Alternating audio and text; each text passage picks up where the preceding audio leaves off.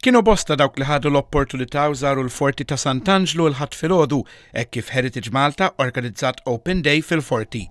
L-aħħar waħda qabel jibdew xogħlijiet tal-proġett b'investiment ta' aktar minn 13 miljun euro iffinanzjat mill-Fond Ewropew għall-Iżvilupp Reġjonali, the Fort St. Angelo Heritage Experience.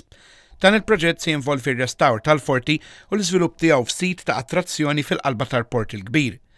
L-Open Day kienet karatterizzata minn wirja dwar l-istorja tas-sit u l-proġett li se kunet isir, wirjiet audiovisivi, reenactments, kif ukoll dawra madwar il-Forti bi spjegazzjoni dettaljata għal dawk li kienu qed iżuru, fejn fost postijiet oħra li l-viżitaturi setgħu jaraw kien hemm il-Kappella ta' Sant'Anna u l-Kappella tal-Madonna tan-Nattività.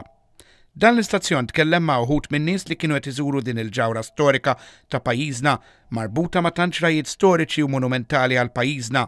Staqsejnihom dwar l-esperjenza tagħhom f'din l-Open Day ta' dan is-sit storiku. Amazing. It's really nice. Thought we'd come down and have a look and fantastic, yeah, beautiful buildings and well worth preserving. Esperjenza sabiħa u dawn huma importanti biex in-nies japprezzaw iktar. Interessanti ħafna, vera post importanti fl-istorja ta' Malta u nisper li jieħdu ħsiebu kif qegħdin jagħmlu bħalissa. Illum għandi pjaċir ngħid li ġejt induru u verament post inkredibbli, verament sabiħ. It's worth it li wieħed jiġi jduru. Tkellimna wkoll mal-viżitaturi dwar kif huma jaraw il-fatt li din il-ġawra storika ser ikun qed isirilha restawr. Tejn ħafna għat-turiżmu. Naħseb tajjeb. Really good thing to do. Yeah, excellent. Importanti ħafna x'dan huwa wirt tagħna u ta' wliedna. Importanti li nkomplu insaħħu din it-tradizzjoni u l-kultura Maltija.